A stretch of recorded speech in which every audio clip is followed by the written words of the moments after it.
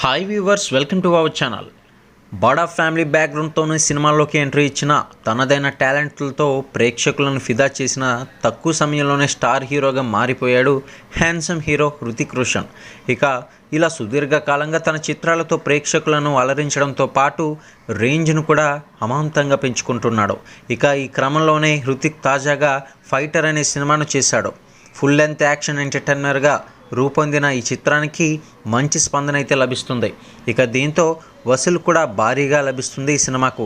అయితే ఈ సినిమాకి సంబంధించి బాక్స్ ఆఫీస్ వద్ద ఎంత కలెక్ట్ చేసింది ఏంటనే పూర్తి సమాచారం అయితే ఇప్పుడు మనం తెలుసుకుందాం.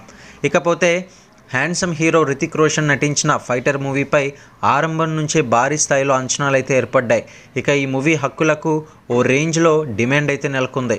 ఫలితంగా ఈ మూవీ దాదాపు 200 కోట్ల మేర బిజినెస్ అయితే జరిగినట్లు తెలిసిందే. సిద్ధార్థ్ ఆనంద్ దర్శకత్వంలో హృతిక్ రోషన్ నటించిన ఫైటర్ మూవీకి ప్రపంచవ్యాప్తంగా అన్ని ఏరియాల్లోనూ మంచి టాక్ రావడంతో భారీ ఓపెనింగ్స్ అయితే వస్తాయని అంతా అనుకున్నారు. మరి ఊహించిన విధంగానే ఈ చిత్రానికి మొదటి రోజు యావరేజ్ వసూలు అయితే వచ్చాయి. కానీ ఆ తర్వాత సత్తా అయితే చాటుతుంది.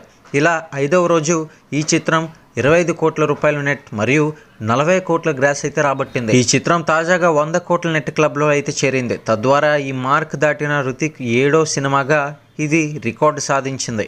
అలాగే దీపికా పడుకొని 100 కోట్లు 9వ చిత్రంగా, సిద్ధార్థ్ ఆనంద్ 4వ చిత్రంగా ఇది నిలిచిందని చెప్పుకోవాలి. ఇటువంటి మరిన్ని అప్డేట్స్ కోసం ఛానల్ని సబ్స్క్రైబ్ చేసుకుని వీడియోని లైక్ చేయండి.